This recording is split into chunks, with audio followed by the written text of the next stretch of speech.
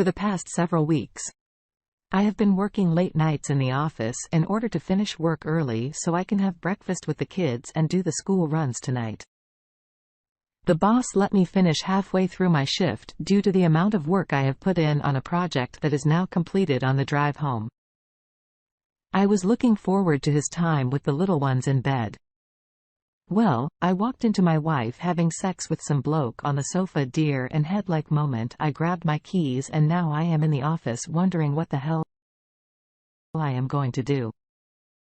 Now, my phone is blowing up with calls and texts from my wife telling me to come back so she can explain. I just can't. I am so pissed off right now. Never thought she would cheat on me. We have been happily married for over a decade. Sure, we have had our arguments over the years. But what married couple hasn't? I've given her everything she asked for along with 3 beautiful kids. Advice is needed, please. I am at a loss for what to do. Update. Although it's only been 9 days since I posted about catching my wife having sex with her affair partner on the sofa.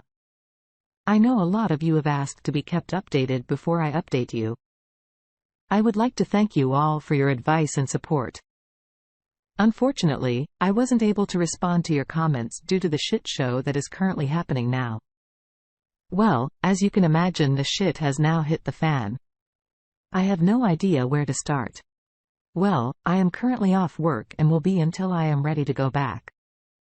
A few of you asked why I didn't smash the guy's face in, and it's mainly because if I got arrested, then social services would have gotten involved in the event of a divorce that would be used against me. I took your advice to get all bank accounts in order and removed my wife from the kids' trust funds and my own account straight away in case she tried to empty them. She has her own account for the money she earns from work, while she did indeed try and empty all of them 2 days after my visit, after why I have already paid the bills for the house and cars. Days before this crack show happened, I have been to the doctor to be checked for STIs literally days after I posted and have been given the all clear. This was followed by a long meeting with a team of divorced lawyers to find out what is to happen next. Being a computer technician, I have remote access to my home computer and a secondary laptop that the kids use for schoolwork. And I found that my dear wife had left herself locked into Facebook, and I stumbled across messages upon messages to her affair partner, photos, sexting, paid bills for hotels and meetup arrangements, etc. Turns out this affair had been going on for 7 years now. Her affair partner is her best friend's little brother, and she has been having sex with him since he was 19.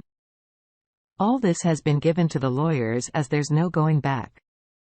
Now, I have to wait for a few months to start the process as there is currently a bad luck due to the pandemic. Also, all of my trust in her has been completely destroyed and no amount of couples counseling will save this marriage. I returned home 4 days ago, packed her bags and kicked her cheating ass out. The kids are with me, and after a difficult conversation with all 3 of them, they are now fully aware that Mummy is not coming back, but they can all still see her while I am angry with her. I won't be that parent that holds the kids to ransom. My in-laws and family are fully aware of what their daughter/sister has done, and her relationship with her family is now strained. Her bestie slated me on Facebook about walking out on her and the kids. But my Bill posted the link to Reddit on Facebook. So now everyone knows, and the post was taken down. As for my wife, I haven't spoken one word to her since that night, and all communication will be through the lawyers. Now I have text messages from her basically saying that she is going to ruin me in court by saying shit like I was controlling, abusive, etc. The lawyers have all copies. I have deleted Facebook due to her small circle of friends sending vile messages for ruining her life. I am currently awaiting on results of the paternity test to see if the kids are mine. The affair partner demanded to be tested in case the younger 2 are his. But for now they're with me as my wife is living with the affair partner. I took 2 tests. The first was tossed due to a contamination issue. I received the results 2 weeks ago, and well, I have gone from having 3 kids to 1 biological child. The eldest in those 2 weeks, my ex's affair partner's parents managed to get emergency custody of the younger two due to the fact I am not a blood relative. I tried so hard to fight for them in court. I'm trying to be strong for my son, but the rug has been fully pulled from under our feet. I have put the house on the market to sell, and I'm currently renting a small 2-bedroom apartment because I can't live there anymore. Everything reminds me of the kids. Both my son and I are currently in therapy together. He is working through trust issues with his mother, and not seeing his siblings every day has taken its toll. I don't think they can do anything about it. You are legally their father. If you signed the birth certificate, I would request the lawyer to argue abandonment. The AP was aware of the possibility that he might be the father. However, they showed no attempt to pursue this relationship or come forth to acknowledge them. They certainly were able to conduct a paternity test without your knowledge or after the birth. Then I would argue, since the original biological parent neglected this relationship and no relationship has been established in the first place. Then claiming custody or visitation rights by the grandparents will only cause emotional damage to the children. These individuals are not part of their lives, and you as the legal parent have no intention of including their father in their lives, since they clearly demonstrated that they have no intention of claiming the children by their actions. I wish you the best with your situation. Now, let's get into today's second story. Yesterday, I just found out that my wife has slept with another man on multiple occasions. She has been seeing him for several months, if not most of this year. Toward the end of last year, we had been having a bit of a rough time, and she claimed that she had emotionally checked out. It was at this time that she began talking to this man.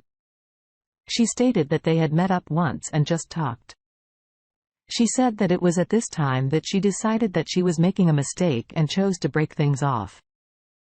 She had actually confessed to this in March, and we both began seeing therapists to try and work things out. In my opinion, and per her own statement, things were going well.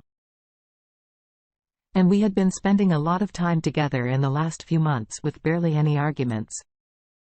She stopped seeing her therapist, and so did I. After we spent a week-long vacation together, that went great. Yesterday, I found out that this was not quite the truth.